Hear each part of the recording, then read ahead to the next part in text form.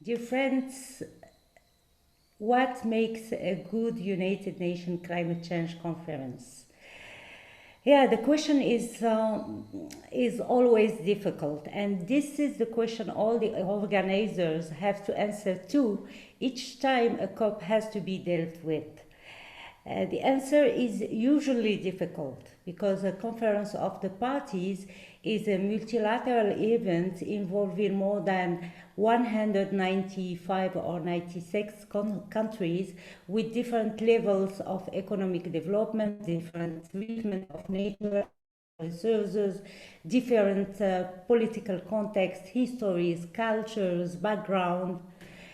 And those parties need to deliver on a consensual basis on issues where their interests are not necessarily the same. This is the reason why the negotiations were lasting 21 years before reaching the Paris Agreement. This is simply to say that a COP is a complex event with multi-dimensional aspects. Political and strategical one, the host needs to set the vision, the objectives in terms of momentum and high political decisions and pledges. Diplomatic, the host has to manage the different sensibilities and the interest and impulse the consensus. Technical, the host has to succeed in advancing the UNFCCC agenda and the different process of the negotiations and to deliver on the objectives which are set for the COP, because each COP has its own agenda.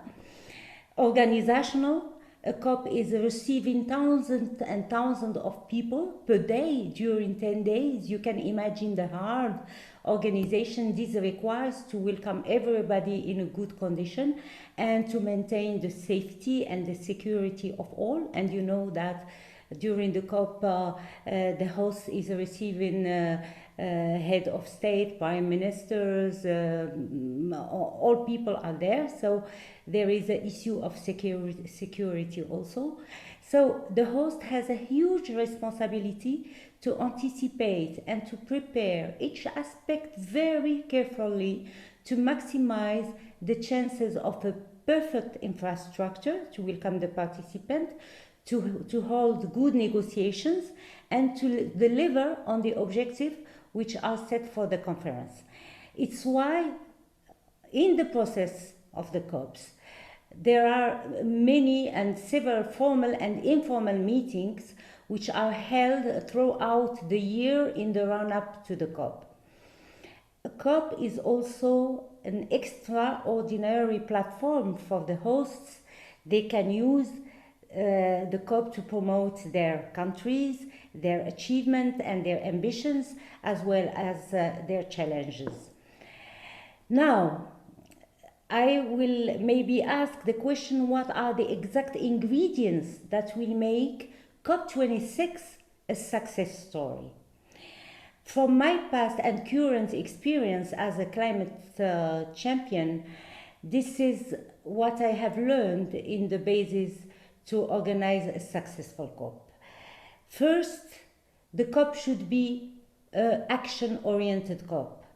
And Robert said it for urgency reasons, and I will come back to this point.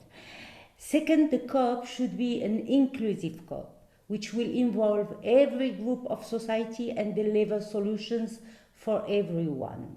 But the most important for COP26 is that it's a COP which is focused on shifting the paradigm. Let us recall that COP26 is happening in a very special time of our common history. Never before have humans from all over the world faced the same crisis at the same time and with the same economic, social and health-related collapses.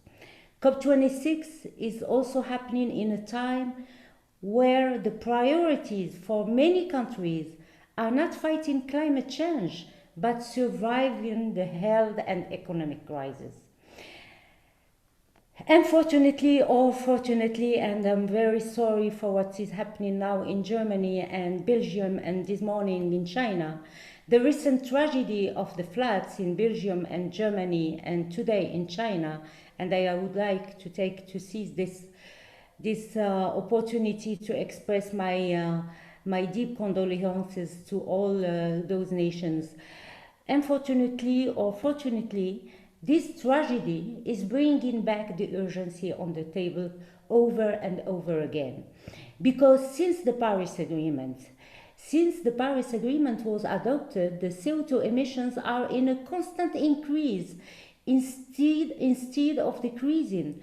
The world is currently lagging far behind in the fight to prevent global warming rising to 1.5 degrees C. The target announced in Paris would result in warming well above 3 degrees C by 2100 compared to the pre-industrial levels. So we are not doing well. And if we continue as we are, temperature will carry on rising, bringing even more catastrophic flooding, bushfires, extreme weather, and destruction of species and the Earth's biodiversity. So the world needs to halve the emissions over the next decade and reach net zero carbon emission by the middle of the century if we are to limit global temperature rises to 1.5 degrees C. It's why it is especially important that UK take the leadership and the developed countries and the largest emitters take the lead if we seriously want to achieve the green transition. So what do we need to shift to a green transition? First, we need international political will. Government can do a lot just by sending a clear and credible signal of their commitment to transform the economy to green economy and the finance to green finance. This will be transformational and will impulse green investment and innovation, fueling trust among investors on their seriousness and intent in combating the climate crisis. Second, parties should commit to implement more coherent policies, especially related to coal and fossil fuel subsidies. Governments cannot call for green transition while still allowing the construction of coal industries and giving subsidies to fossil fuel sector. Yet around 55 to 90 billion US$ per year are devoted to supporting fossil fuel in the developed country, and in the developing country it's something around 548 billion US$, which is spent to support fossil fuel consumers. So effective climate actions means that government policies and regulation should move in the same direction. The interaction of policy and regulation signals across a much broader range of areas will determine how fast we can make the low carbon transition a reality. So in COP26, there is a huge challenge for the parties. The parties will need to deliver on a robust proposal for carbon pricing and carbon market globally, and this is the famous Article 6, which was unsuccessfully dealt with in COP25. We need also to provide incentives to introduce innovation. Until now, we have difficulties to fund innovation. Societies have never managed to decouple economic growth from emissions at this scale in the past. A concept of absolute decoupling was not even imaginable. But if policies are setting expectations and providing incentives to introduce innovation, we can maybe overcome our limits and the limits of our imagination. We need to respect the commitment, and this is a very important point in terms of finance, supporting the developing country. The promises made in Paris was to support by $100 billion each year since 2020 the developing world to tackle climate change. This was postponed to 2025 because of the COVID. And I personally think that the COVID should not be an excuse, because the COVID will not stop climate change. And this financial commitment should be respected, because the developing country and especially the Africans and the small islands are tackling climate change on daily basis. Second, developed countries should respect their commitment in terms of increasing their ambitions. Countries are expected to update their 2030 target before Glasgow meeting through their NDCs, and be in line with holding temperature rise to 1.5 degrees C. Until now, the NDCs are not fulfilling these objectives. Till now, the NDCs, coupled with the RACHEP mechanism, which are the backbone of the Paris Agreement, have shown their limit. The level of the political will and the perseverance of the states is very weak. We need more ambitions. Last point, we need to act together. And this is the most, I will say, the most important point, and this is not something we are discussing within the COP. This is something the leaders of this world should understand. You know, a fundamental property of green gas emission is that their location is irrelevant. Climate change has no border, no nationalities, no land. Wherever it is emitted, a ton of CO2 has, from a climate change perspective, exactly the same impact everywhere in the world. A measure to avoid the emission of 1 ton of CO2 thus has exactly the same impact on the climate, whether adopted by the EU or the Knesset or the US Congress. The political choices of a country located at the other end of the planet have no less impact on the increase in temperature or the increase in the frequency of natural disasters affecting the national territory than national political choices. So borders are inexistent. No country can protect itself against climate change. No deglobalization can protect a country against the effect of climate change. The indirect effects of climate change are threat to multipliers that will exacerbate stressors abroad, such as poverty, environmental degradation, political instability, and social tensions, conditions that can foster terrorist activities and other forms of violence, and maybe be at the root of waves and waves of migration. The IPCC is talking about 250 million migrants in 2050 if we don't act now. That's the question of climate change, is therefore the first genuine question with a robust international dimension, which needs a geopolitical approach to tackle together the climate crisis. That's why within Liberal International, I have created the first ever Climate Justice Committee, recognizing that tackling climate change cannot be done in isolation. We must mainstream it across everything, all the policies, all the programs, the foreign policy we are doing and we have been doing so far. This is our attempt to contribute to the puzzle, to build and to participate in building the green transition. I will end by saying that a good COP is not enough to save humanity. We need to change our mindset, our culture, our model of development to win the challenges of climate change. Thank you.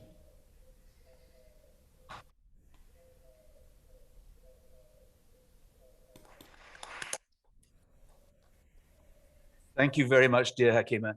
And now, Ed, follow that. Well, thank you.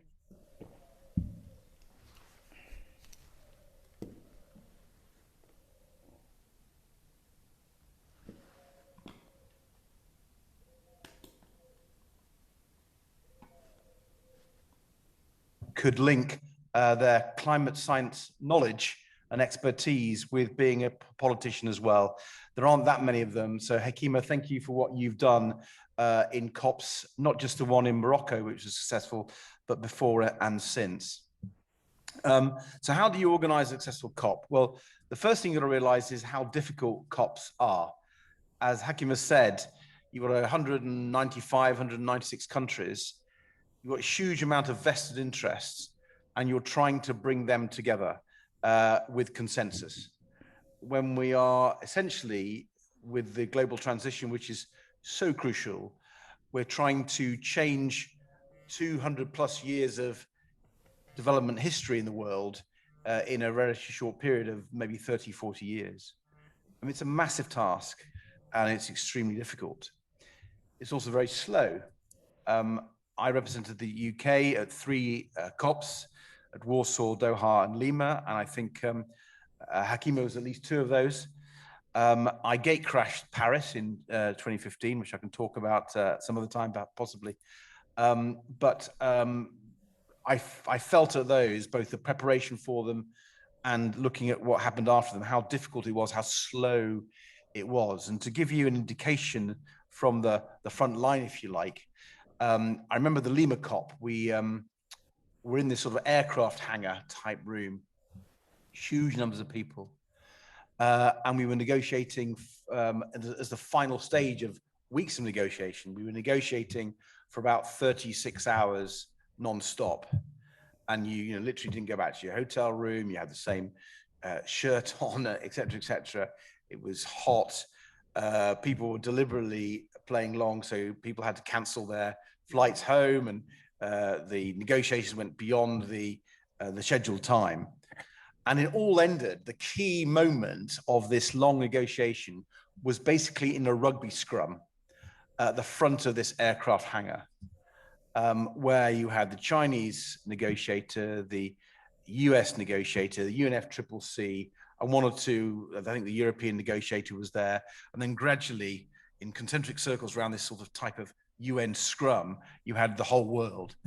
And the negotiation was around that Lima COP, these nationally determined contributions. At the time, they were called intended national determined contributions, and you get a sense from that word that was added then, intended, that there was a real compromise going on. We had gone to the COP, both as the UK and Europe, wanting to have legally binding targets adopted by each country. It became very clear that the Chinese, the Americans, and others were not going to have legally binding constraints as we'd adopted within the European Union, because they regarded it as an infringement of their sovereignty. And so we were dancing around for days effectively about what the actual phrase would be. And it turned out at the end of this scrum to be intended nationally determined contributions. Now we call them NDCs. That just shows you how painful this process can be, because having decided what the words were in 2014, we then decided what they might be, that we'd actually have these things in Paris in 2015. And then we determined that people would have to come forward with them in 2020. And it's such a painful process.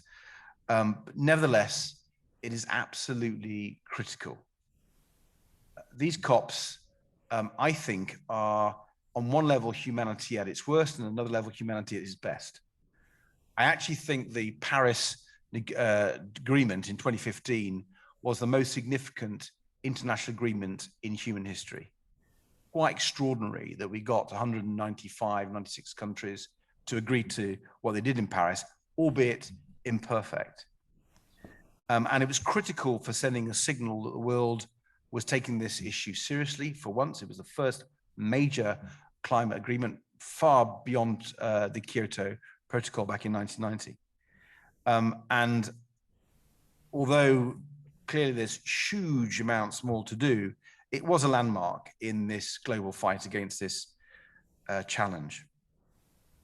And if I step back from Paris and I look to Glasgow and I try and think through what are the factors that determine whether a COP is going to be successful, I would point to 5, with a 6th coming as a secret 6th at the end of my talk. The 5 that I point to is, first of all, coalition building. The second is political leadership. The third is technology and whether there's been any breakthroughs in technology, and particularly economics of technology. The fourth is money, and the fifth is luck. And the sixth, I'll tell you in a minute. The first one, and I wanted to use these parameters of what makes a successful COP in terms of what worked at Paris and how that might play in Glasgow. So in Paris, when it came to coalition building, a huge amount of preparations had happened, just as Hakima was talking about in those various meetings that happened in the year up to any COP. But actually, Paris was not just 1 year of work. All the work from Copenhagen in 2010 had been about Paris. The COPs that I went to in Warsaw, Doha, and Lima were all leading up to Paris. It was a long preparation. But over and beyond that, there was the host nation, Paris. And I have to pay huge tribute to Laurent Fabius, who was the president of the COP then, appointed by President François Hollande. Hollande was not having a great time as president, and he saw the COP as a way of rejuvenating his record as president in the Élysée. And he brought in, one of the most, I think, effective French politicians of his generation, Laurent Fabius. And I think he did a great job. I have to say that contrast, and this may seem mean, it's not meant mean, it's meant more factually, contrasting Laurent Fabius's international standing and standing in France with that of Alok Sharma. Now, Alok Sharma is a good guy. I've nothing against him, but he just doesn't have the standing. He doesn't have the political heft that a Fabius had. And that is a real shame for Glasgow and a real problem. And even though Hollande wasn't a great figure for the president of France, I think Johnson is less of a figure in the world. So the preparations that Fabius did were important, but equally the preparations that the UK did within the EU were important. I had 3 years of climate diplomacy at the EU, negotiating the EU Heads of State Agreement, which was published in October 2014, which was way more ambitious than the Conservatives wanted here in the UK, or that many countries wanted in the EU. But we set up something called the Green Growth Group. We got people together, and the EU went much further than anyone had expected in 2014. And a month after the EU in October 2014 had made that preparatory statement, there was a joint statement from China and the US going further than they had expected. And that was all the preparations for Paris, as people worked in different parts of the world to get people to come together for ambition. The other bit of critical coalition building for Paris and why Paris worked was in the White House with President Obama. Paris would not have happened but for Barack Obama. He put one of the most talented Democrat officials on this game, a guy called John Podesta. John Podesta was the chief of staff for Clinton at the White House during Clinton, I think his second term. Now, I've met Podesta a few times. He's quite a small guy. He absolutely reeks power. This is a guy who is powerful, knows how to use it, and used it for the benefit of the climate under Obama. Great appointment by Obama. So the point I'm trying to make, there's a huge amount of work done by a number of people over time to make sure we got to Paris in the right state. And I contrast that with the preparations for Glasgow. Not just about Alex Sharma. Brexit was not a good preparation for Glasgow. Previously we were at the table with the Germans, the French, the Spanish, the Polish, and so on, and able to push ambition because we were ambitious. Moving away from that table and being host of the COP has meant we've not been able to push the Europeans further and faster. Now, some in Europe want to go fast, but the Polish and the Hungarians, they're breaks. But we managed to overcome that. Our absence for the table has reduced European ambition and organization.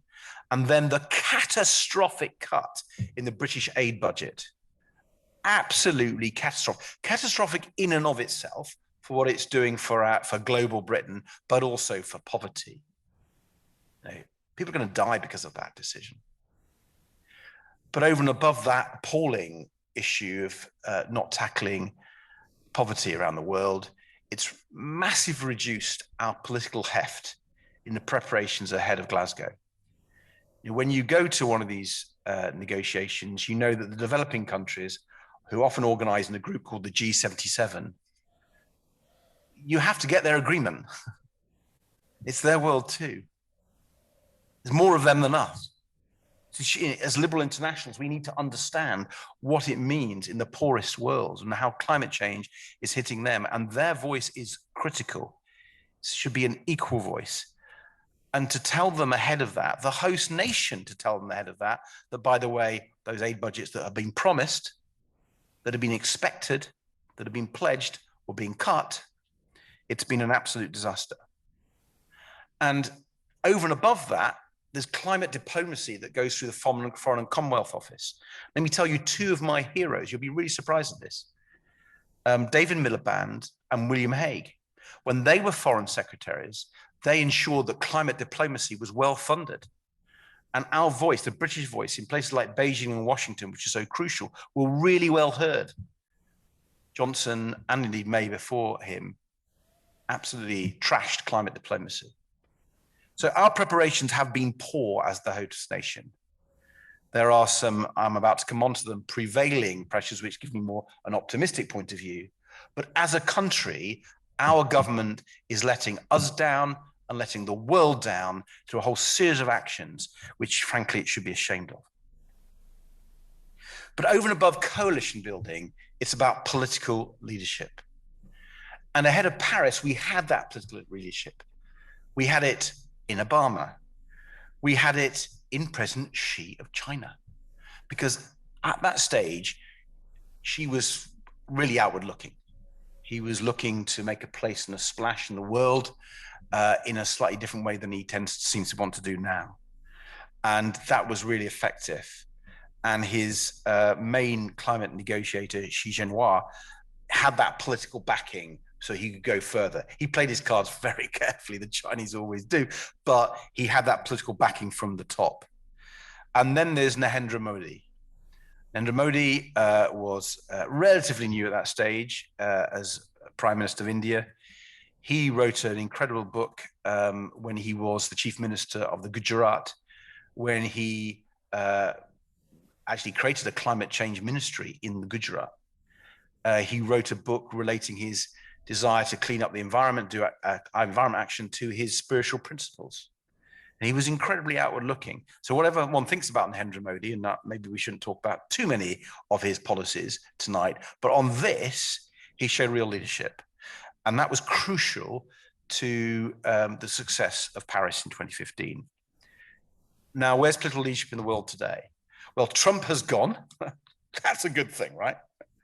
And Joe Biden has come in, and that's a good thing. No doubt about that. And Biden has put forward Kerry, and that's great. But the US-China relations are far worse than they were in 2015.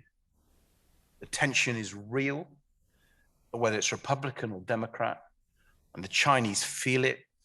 And it's one of the reasons, and we can talk as internationals about the Uyghurs in Hong Kong, of course we should and must. But in that crucial US-China relationship, we've seen some real aggressive positioning by both sides. And Beijing is responding as you might have expected. However, and this is some good news, I think the Chinese do see global action on climate change as in their interests. It's embedded in their 5-year plans. It has been now for 2 5-year plans. And therefore, maybe we can get over that US-China relationship. Modi, I think he's much more on the defensive than he was in 2015. I'm not really on top of where the Indians are ahead of Glasgow. But overall, the political landscape doesn't look as good as it was running up to Paris. I hope I'm wrong, but it doesn't, certainly from my perspective now, out of office, looking in, it doesn't feel as good.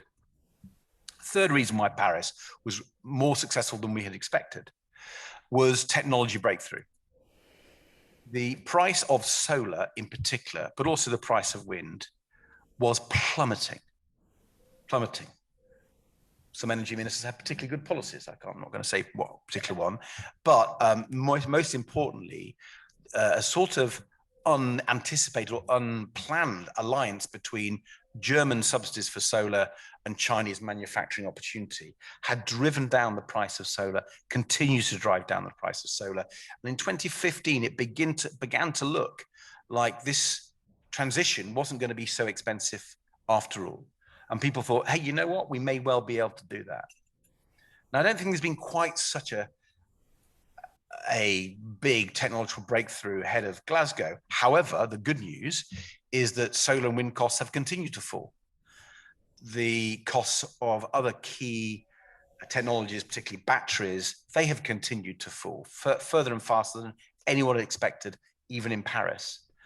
And there is a lot of money, private and public, going into technology. So again, I'm not sure if the negotiators feel it in the way they did in Paris, but nevertheless, I think there's a good technology economic story going into Glasgow. Fourth issue, coalition building, political leadership, technology breakthrough, money. You'll be surprised at that. Money is an issue. Hakima quite rightly talked about the £100 billion per annum that was pledged by 2020, which has been delayed. This is a critical part of the negotiations. The developing countries who haven't put the stuff up there, let's remember, and are feeling some of the horrible impacts of climate change already on their crops, on flooding, on their own biodiversity, and so on. Not reasonably, they would like some support in their climate change mitigation and development, as well as the cost of adapting their lives and countries to climate change. And the $100 billion per annum from the developed countries was I think, a reasonable deal. The problem is it's not been implemented. So it worked in Paris. People said, oh, well, at least you're signing up to it. But as we come to Glasgow, people are still saying, where's the money? You've not delivered it. The multilateral development banks, the money never leaves out the door. And there may be some reasons for that. But I think the Glasgow debate will all be about whether that money can be delivered, is being delivering, because understandably, people are skeptical. There is another element to the money debate, though, in Glasgow, which I'm more optimistic about, something that I've done quite a lot of thinking about, and that is private finance.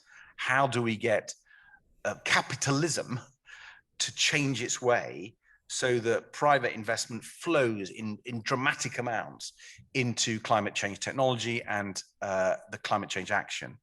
And there's a guy called Mark Carney. You might have heard him. He's Canadian. He was the former bank of the Bank of England. In the one good thing that Boris Johnson has done, he appointed Mark Carney to be the advisor on climate finance for the COP. And there is a really rich agenda there. And it may not be attractive to many other teams. We will see. They still want the public money, the $100 billion to be delivered. But I think there is a chance, linking to what Hakima said about the carbon market, that if there's good private finance initiatives, that could help make the COP successful. Final factor of what makes a successful COP, before I come to my reveal at the end of what really makes it, is luck. I don't know if you've been involved in negotiations. I think good negotiations always have a bit of luck. And in Paris, I think the luck was the world had recovered from the financial crash of 2007-8. People were more confident. In Copenhagen in 2010, they didn't have any confidence at all. They were feeling the pain of the financial crash. But 2015 was just at that moment, that sort of Goldilocks moment of the global economy that made people more confident.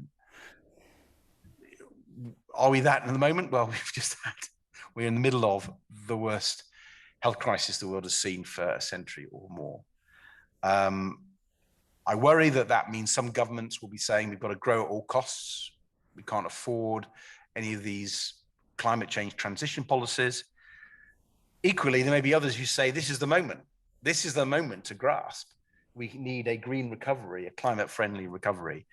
And maybe from all the impacts we're seeing and the new science, Hakima quite rightly talked about the appalling floods in Germany and Belgium, what we saw on the Chinese and the underground, which is quite so shocking it was in Zhengzhou, I think it was. That may well be a stimulus, and that may be the thing that gets people over the side. Only we will find out the end of December. So coalition building, political leadership, technology breakthrough, money and luck. What's the final thing? What's this secret?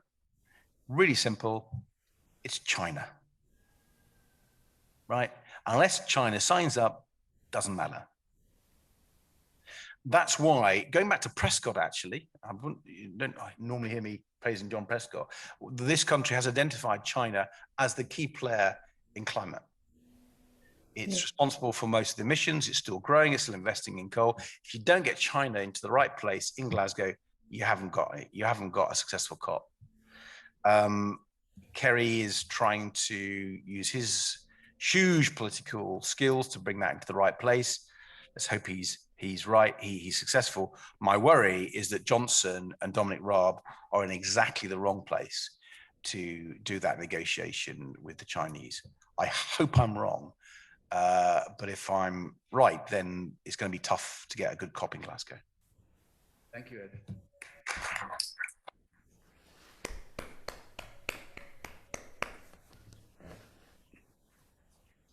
You've heard two powerful presentations from people who really know what they're talking about, and which I think we're a bit worried whether the government does know what it's talking about in that area.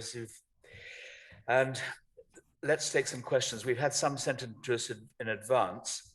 One is more of a philosophical question from Alessandra Rossetti, who's a Liberal Democrat councillor in Haringey. And it says that as liberals, we don't like to mandate or enforce targets and best practices, but with respect to the climate, we're in a now or never situation. How do we resolve the two? And Hakima, maybe you could give your views. We discussed it earlier this afternoon. Yeah, Alexandra is right, but as liberals, we are standing for some set of values, and those values are not are interdependent and not divisible. So you can't be in a position where you are representing a danger for the others and be backed by liberals. So we are in a situation of negotiating and acting and deciding for whom will survive and whom will die. So it's a question of urgency, it's a question of life. And as liberals, we have the responsibility to make aware our parties about the situation and to make aware about our parties to change their policies and to change to implement the global transformation the Paris Agreement is calling for. And I'm coming back to what I said before. We can do that unless we have international coherency, but we need to. It's not a question of being enforcing anything or targeting anything, but the question is a question of survival. I remember the head of state of Tuvalu, who used to say, and I'm sure David will remember this man, the chief of state of Tuvalu, who used to say, you save Tuvalu, you save the world. If we save the most vulnerable, we will save the world. So together we need to do that. And I explained how it's important that we do it together. So liberals and no liberals, this is a question of life. Thank you, Hakima. Do you want to comment, Ed? Yeah, no, I totally agree with what Hakima said. I think our values for the future generations of the world demand action.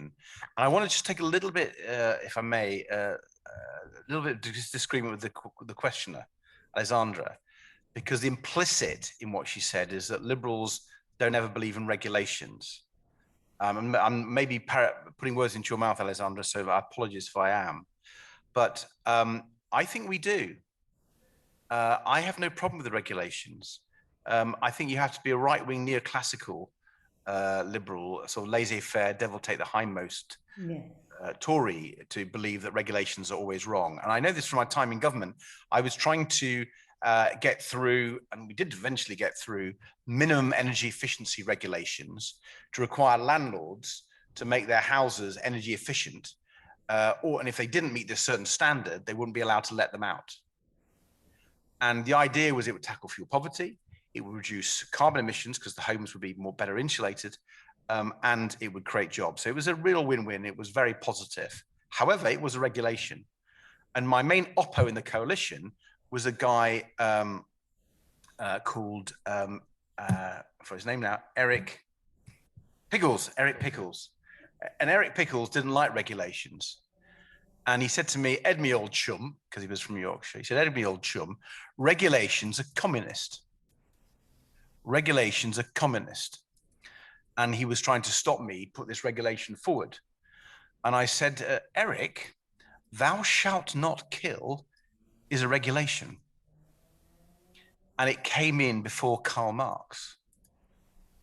And my point was that regulations that are appropriate, that have good values behind them, just as Hakima said, those regulations are the ones we need. And if there are regulations to shape the market, shape society, so that it's preventing this catastrophe facing our world, then I'm well up for regulations. And I actually think regulations are quite critical in the way we will shape financial markets, building buildings in the future, and so on. And so let's not be afraid as liberals of passing laws and regulations. If you allow me, I want to add something. We should not be naive, you know. The Paris Agreement is not a binding agreement.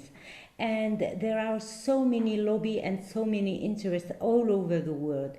People, the countries producing fossil fuel and oil will not be interested at all by the carbon pricing or anything, any decision under the COP process.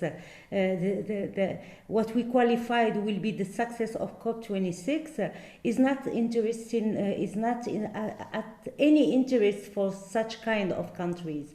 So if parties and countries on their own didn't make regulation, didn't regulate the market, never will be able to reach the transition. That's really, yeah.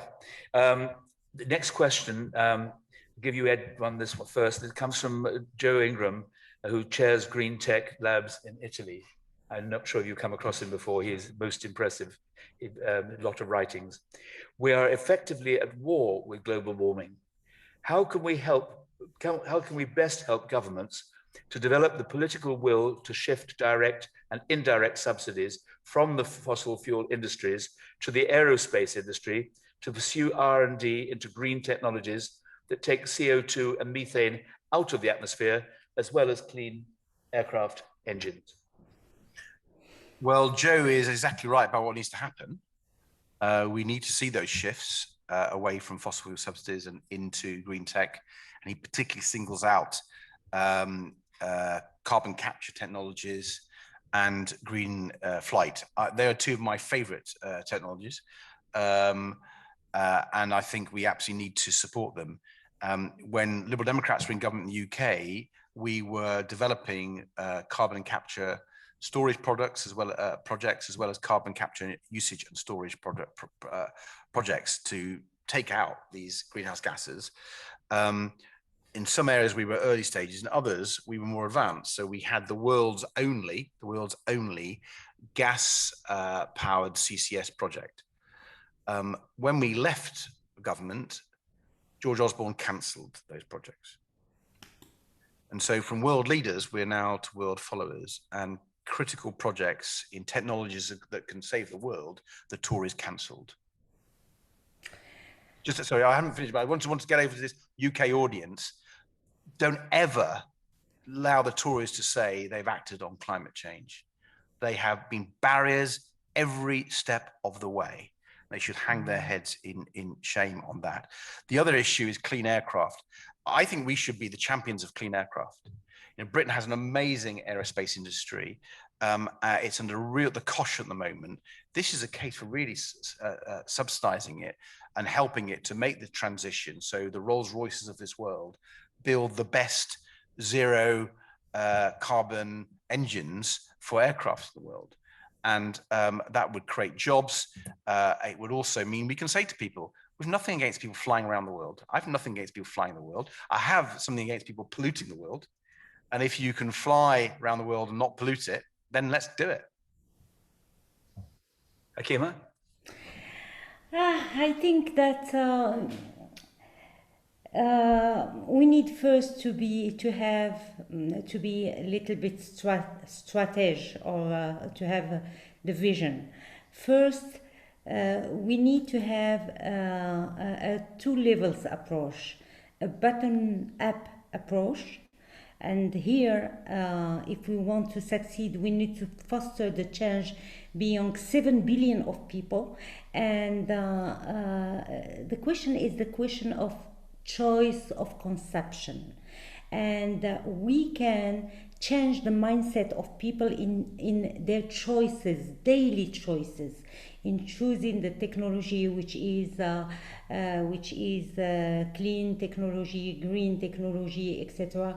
And we can also, under the process of the COP, switch from this global approach, which is the national determinant indice and the aggregation of the indices, to a local determinant contribution, which will foster the change within the territory, on the land, with the question of proximity. That in territory you have a reservoir of research and development, you have universities, you have business, you have people who can act on a daily basis and change the way of consumption, the way of productions, etc. The second level is more a top-down approach. And I said that we have to lay the foundation for a geopolitical approach to the climate crisis. I agree with Lord Dave. It's good to have to promote innovation, but we should not forget that the budget for research and development all over the world is very low. If you take the budget of research and development in Europe or even in United States, it's by far lower than the one in China. China is producing 2,000 brevet patents per year, while France, for example, is producing 200 patents per year. So I think that we should have a strategy, a long-term strategy and a vision to increase the budget for research and development. And for all the sectors, the global transformation is not only energy oriented, but it's building, it's land, it's forestry, it's transport. And by the way, UK is working now on the Marrakesh Partnership, which is a platform gathering all together the non-state actors, the business, the bankers, and the state to set the rules and the foundation for policies which will support the business and the private sector and the inventors to implement their innovation.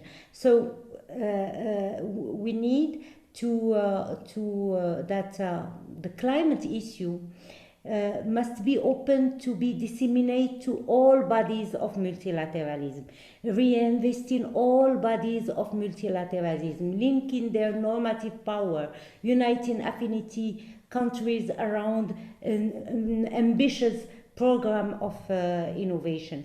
And I think that I myself was dealing with an initiative of 1,000 with Picard, the inventor of the solar plan.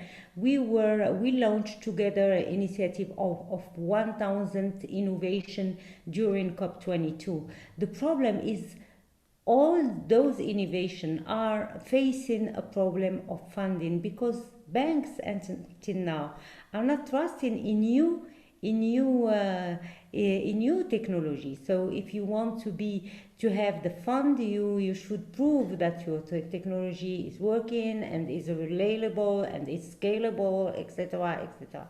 So I think that we can support government, and personally within Liberal International, and this is what we are doing within the Climate Justice Committee. We are trying to support the parties to build policies to allow them to reach the global transformation in all the sectors.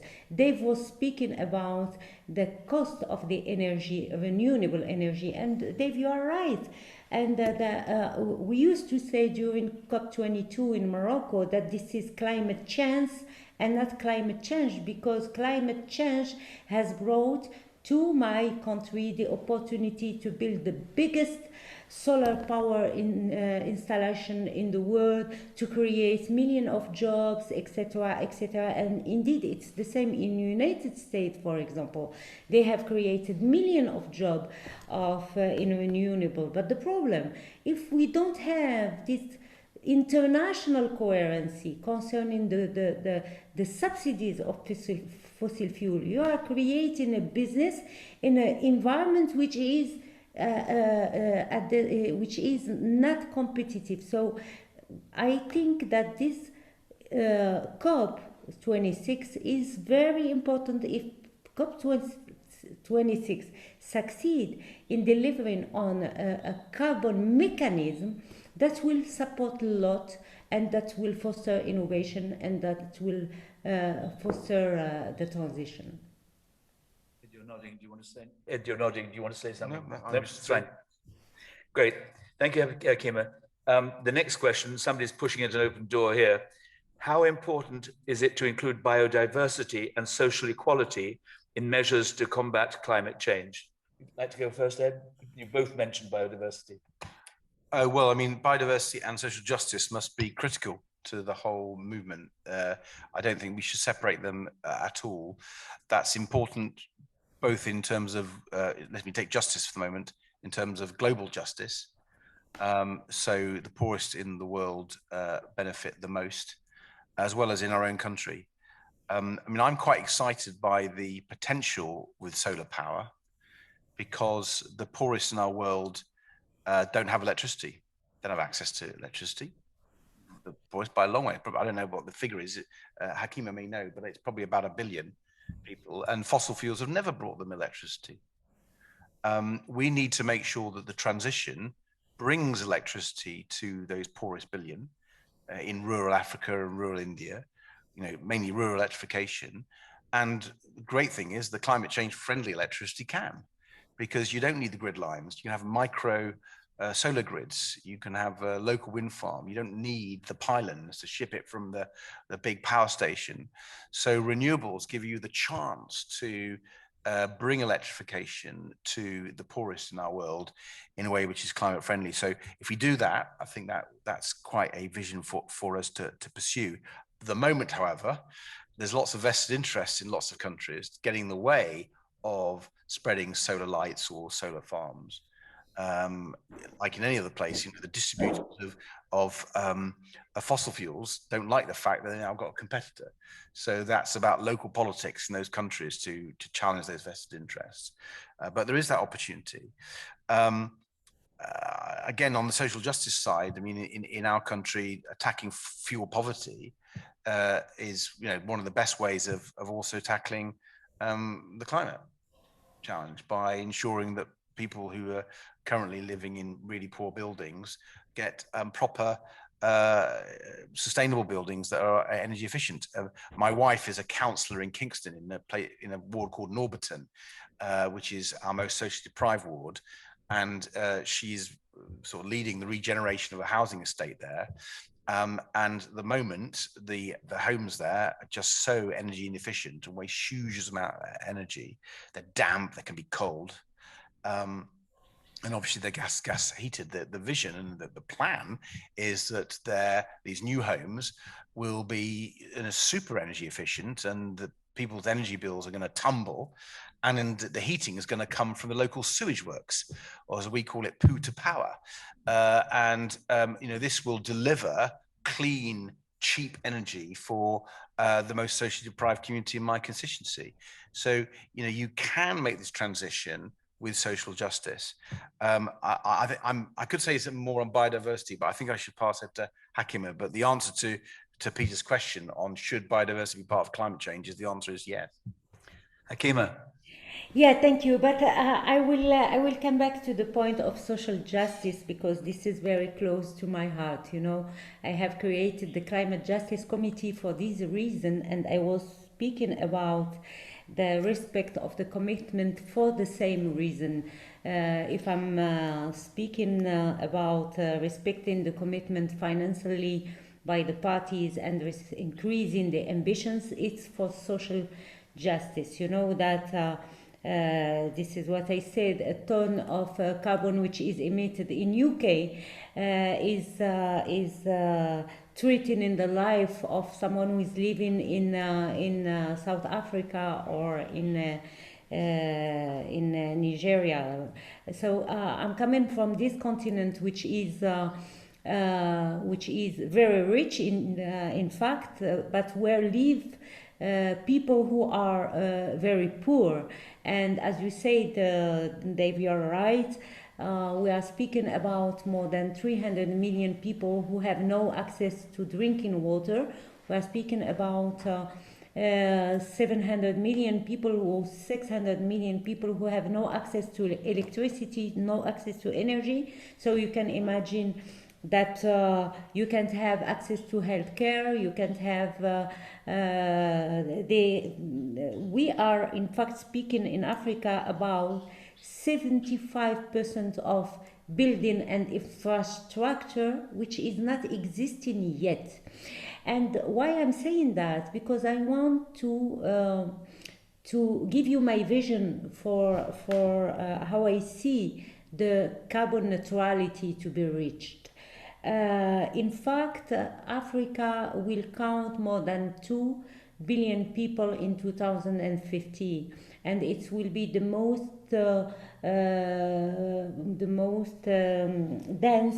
dense, we say that, dense continent in the world by 2050. The biggest market in the world, with 80% of the families who are in the middle class family. So it's a huge market will be developed in Africa. A huge opportunity to build low carbon technologies and to implement the low carbon transformation in Africa. Africa is also a reservoir of renewable energy. And if we want to reach the neutrality, we should invest in renewable in Africa. It's a, you know, I don't believe that one day we will phase out fossil fuel. We will have the transition and we will have to cohabitate for many years again with fossil fuel. But if we want to decrease the footprint and the impact of the developed and industrial countries all over the world on the balance of the CO2 emission, we should invest in renewable and we should develop the take benefit of the delay of the countries who have no access to drinking water, no sanitation, no building, no infrastructure, no roads, and invest in low carbon infrastructure and technology. Of course, I completely agree with you. Invest in renewable energy, because energy, it's not only electricity, it's security, it's light. And light is security. And I used to say always, we cannot fight darkness in dark. So we need, if we want to fight against insecurity, we should light Africa. And this is why this Climate Justice Committee will deliver international. Second point, biodiversity, of course. I was always, you know, I'm biologist. My first degree was in biology, and I'm always astonished to see how much people are surprised to see that we have new diseases, that we have biodiversity is at the risk to disappear. We are living in a period of our history where 80% of biodiversity is as the risk to disappear. And we know that ecosystem is made up of a living environment defined by physical characteristic, living being, and all the interactions that exist between them. So if you threaten the life of one species of the university, you are threatening all the equilibrium of all the ecosystem. So we should not be surprised to have new diseases. I always say that COVID-19 will not be the latest pandemic if we don't pay attention to biodiversity, because climate change is at the origin of waves of hate, floods, and the rise of seawater, etc., etc., all disasters which are killing species. And if you kill the species, the chain is disrupted, and if it's disrupted, the whole ecosystem is disrupted. In our, in Arabic, we have a saying, and it's very interesting. I'm wondering if it will be understandable in English. In our culture, we say, "Don't kill all the cats, otherwise you will disseminate the plague."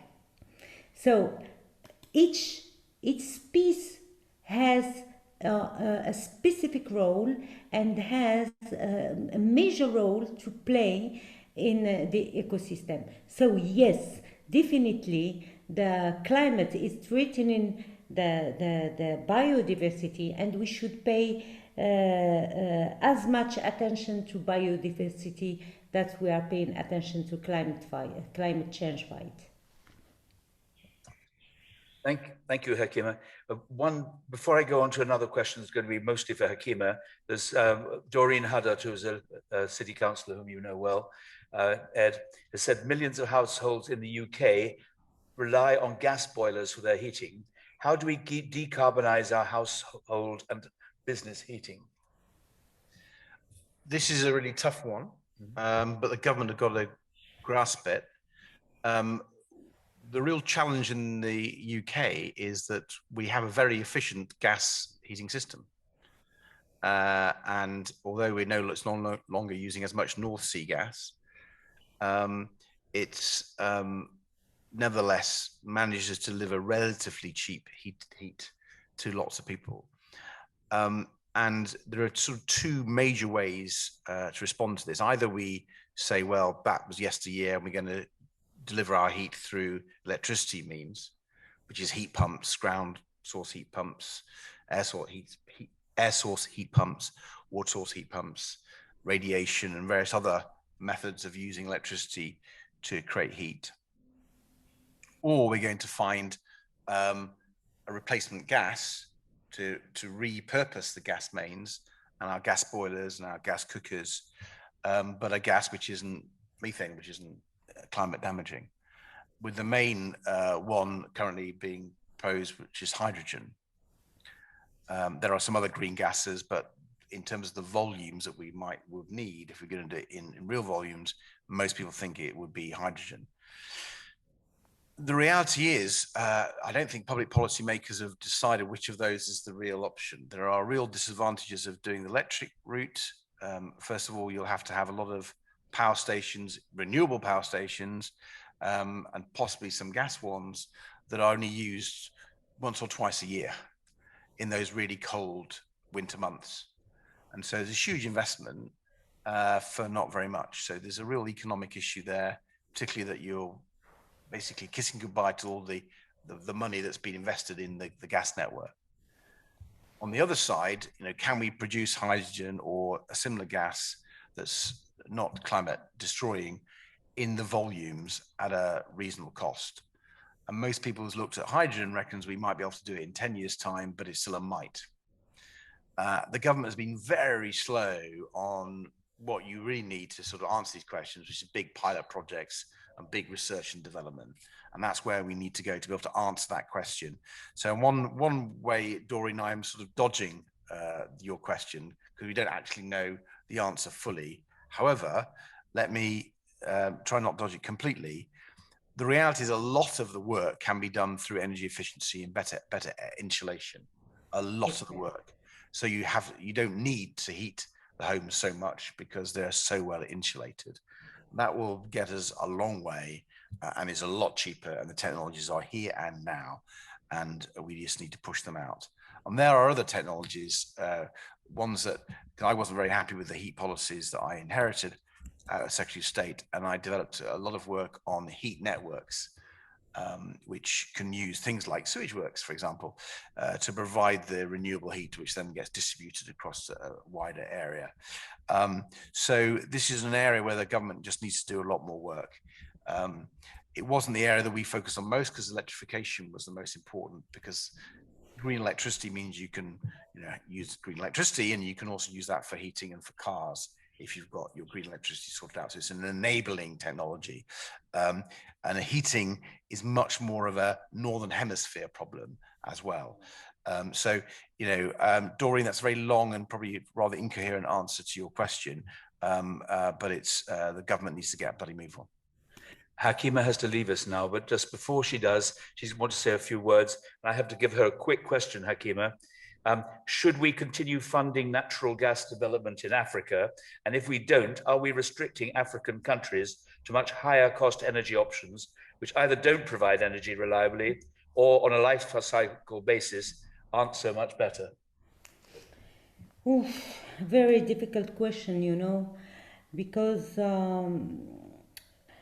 as I told you, Africa is a very good reservoir for renewable, and it's a pity to invest on gas or to invest on coal or fossil fuel in Africa while you can invest on renewable. The problem with the problem I see for all the innovations, not only for energy, is that as far as we don't have this international coherency in the policies, it will be difficult that a country which found the gas or found the fossil fuel will forget about his production, and they are under the negotiation, those parties are asking for the right to develop because they don't have the historical responsibility of the pollution. So, and the same argument is brought by China. China is polluting now, and she is revendicating the right for development until 2030. They want to increase their emissions because they say that they were not responsible historically for the CO2 emissions. So the question is difficult, and I think that I saw what have been done in the EU, the Green Deal. That personally, I think that it's wonderful vision and strategy. I also saw the objective set by the UK, and they seems not to be so bad, even if I agree with Lord David that in terms of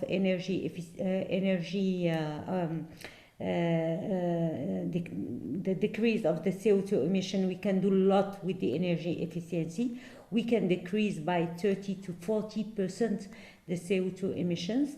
But now with the coming back of the United States, I hope that with President Joe Biden, we will have we will be on the right trajectory, because we are not. But I'm not sure that any negotiator, even the most diplomatic one, will succeed in convincing the countries who are producing oil and gas to stop because of climate change. We need to find other solutions, and we need to beat the market by the market. It's why this coherency is very important. We need to make renewable less expensive, the cheapest energy we can have will be is already renewable.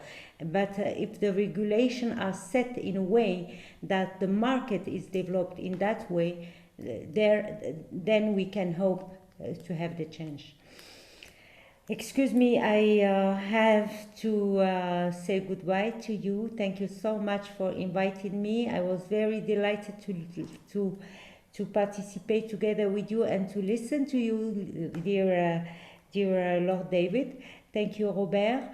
And I would like only to say that this is a very crucial moment, and we are all expecting a successful COP in COP26. We have a huge hope that nations will be wise, and that the tragedies we have lived this last week will make people aware that we are not negotiating for climate change, we are negotiating for survival of people. Thank you so much. Thank you so much, Hakima. Get back to your party and enjoy it. And our apologies to your husband and all your family. No, I have guests for the Eid, and I see this opportunity to congratulate all the Muslims all over the world for the Eid. Thank you. Thank you. Right. Right. Now I think we've taken enough pre-questions, and we've got time left to take more questions from the floor. So if somebody who would like to ask a question would put a hand up, there's a microphone over there, which I hope will reach you. Yeah, Peter. Peter's the International Officer of the Young Liberals. Thank you very much, Robert, and thank you, Ed, for a really, really interesting talk. As Robert alluded to, I am the International Officer of Young Liberals, and therefore my question is going to be youth-themed, because over the last 3 or 4 years, people like Greta Thunberg and others have really led the way for young people making their voices heard on the climate change issue, taking to the streets of major cities all around the world. And I wonder what you think about how young people can help make COP as a really political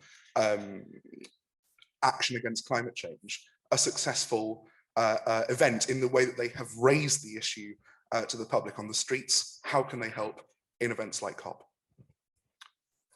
Well, first of all, thank you, Peter. I mean, I think what Greta Thunberg and the young people have done in the last few years has been fantastic. I think it has actually moved the dial. I think young people's voices are being heard in a way that they weren't before. The question, of course, though, is will that be heard in Glasgow? I'm sure there will be events, and there will be PR stunts, and there will be the usual razzmatazz. That bit, I can guarantee you that'll be heard. Well, the question is, will it make any difference? And the reality is that these negotiations, can you get the people who are dragging their heels, can you get them to move up? Because although I've got many criticisms of this government, in fact, I got a whole barrel load of criticisms, nevertheless, the UK under successive governments has not been the one dragging people backwards. And they have been tended to be the oil producing nations, shock, horror. So, you've seen Russia, you've seen Venezuela, you've seen Brazil, you've seen the Saudis. They've always been the ones sort of working the rooms, working the conference centers to try to persuade people not to sign up and not to be so ambitious. And so my advice to anyone, young people or anyone else, is there any way one can get behind the political strategies that are needed to put pressure on the countries that are the laggards, the countries that are the obstacles. Now, what we tend to do is go around those and ignore them if we have to, because if they'd had their way, we wouldn't have got where we are today. But I think it's always important to direct the energy and enthusiasm of the young, not necessarily onto those governments that will sign up, right? They'll sign up, but those governments and those countries that won't, and to make, as a Liberal International, contact with young people in those countries where they could put pressure on their governments. Now, sometimes, of course, they don't have the freedom and democracy that we do in those particular countries, but where they do and where they have that and where they're able to exercise power, helping those young people get their voice heard, I think is probably the most potent way of doing it. Another question back. Irina, I can see over there.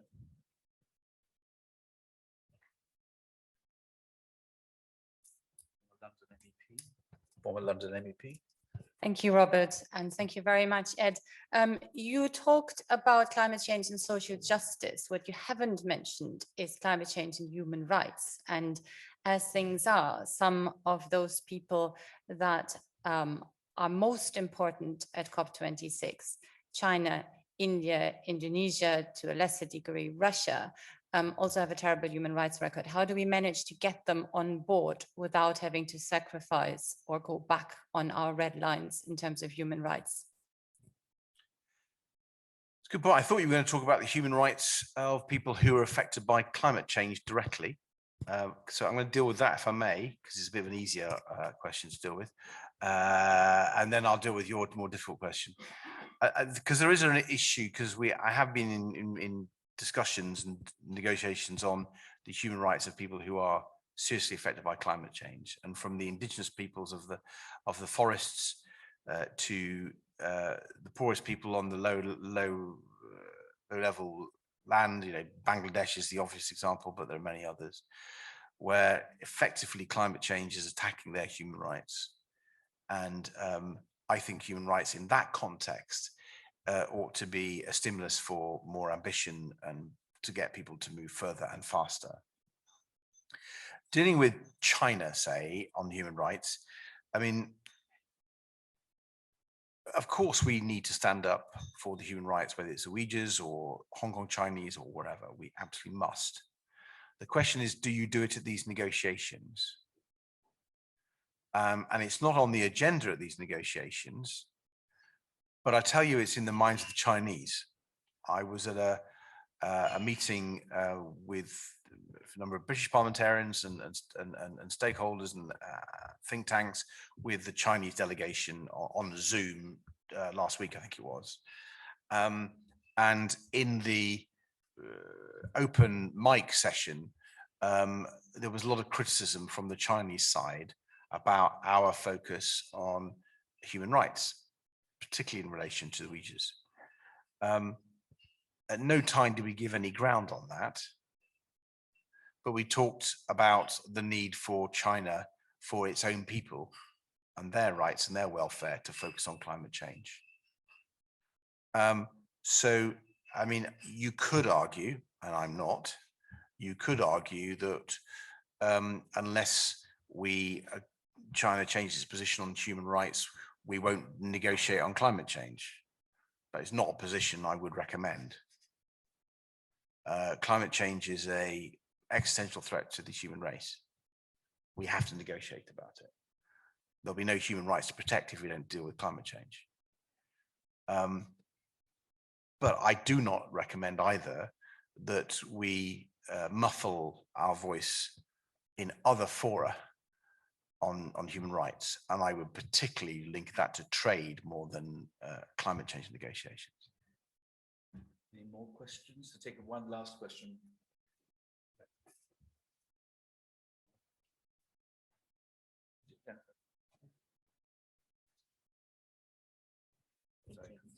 Good evening, and thank you very much. My name is Jennifer Schomburg. I'm a member of the National Liberal Club.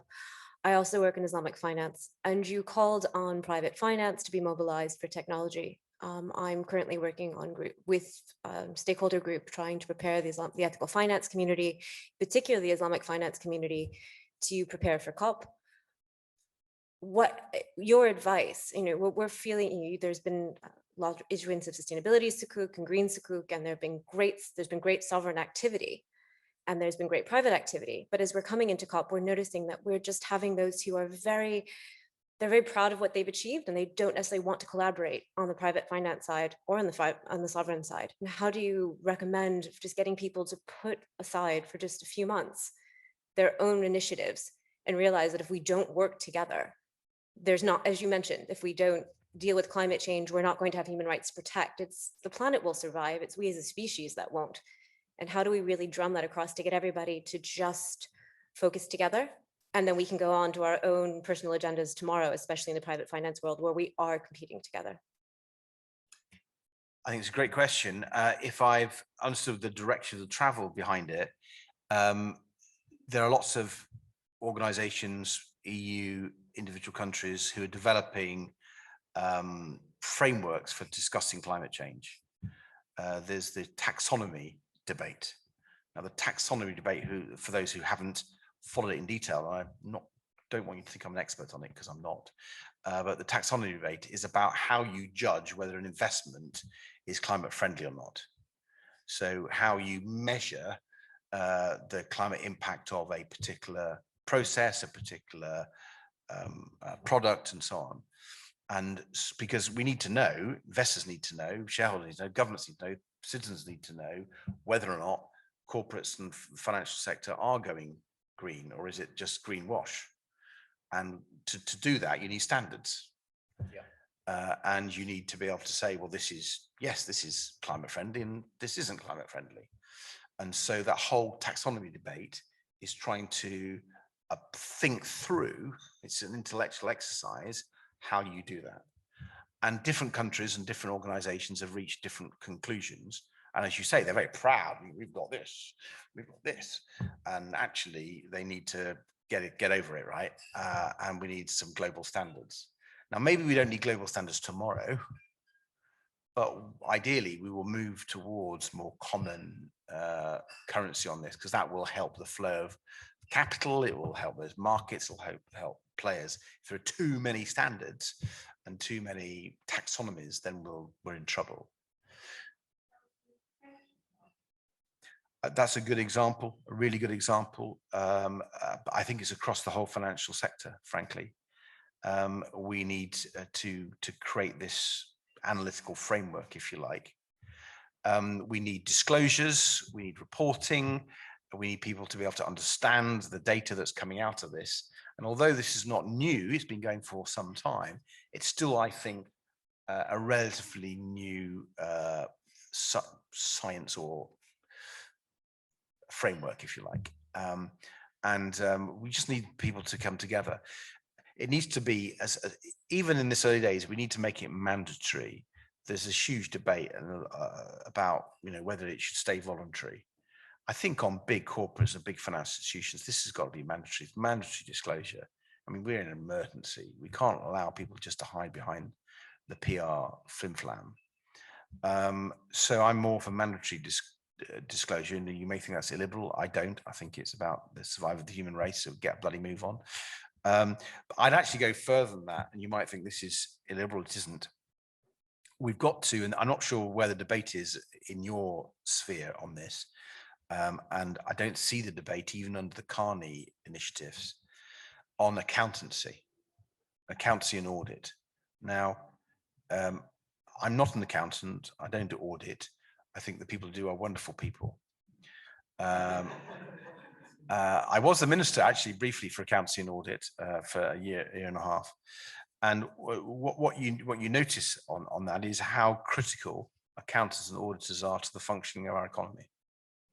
Because people need to know where their money has gone, how it's been used, and the government needs to sort of check and others. So that checking and auditing is a fundamental part of frankly, the rule of law of capitalism.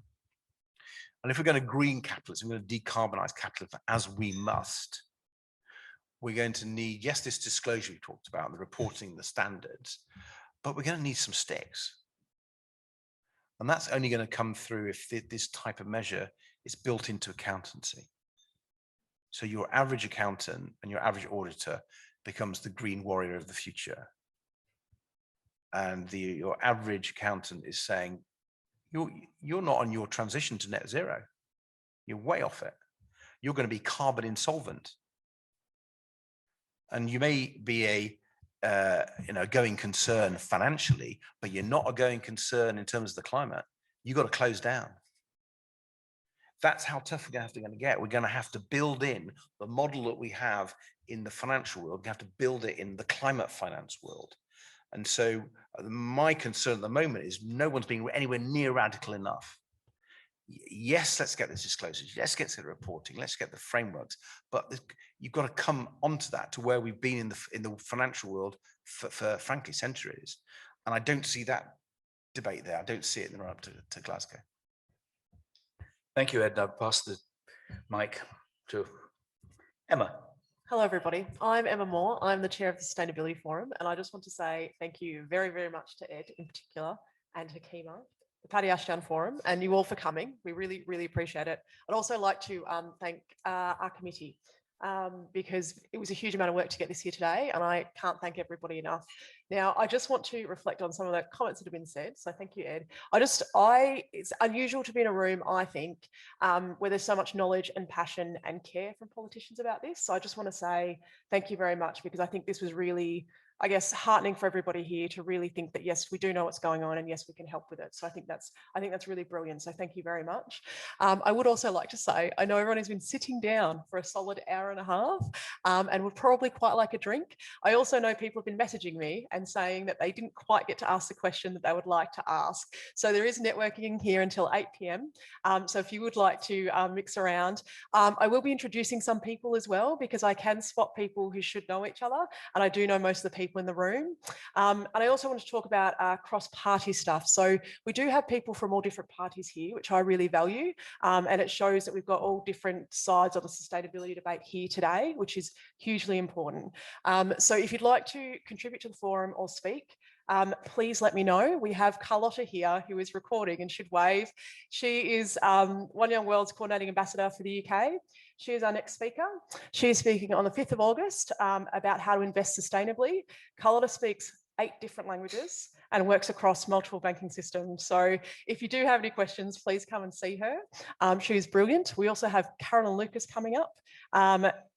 Talking about climate. We're also working with the Defence Forum. So we've got Noel at the back, who's the chair, talking about how security and climate very much go hand in hand. So without further ado, I'll let you have some drinks. And Lord Chidgey has also snuck in, who did the welcome at the start.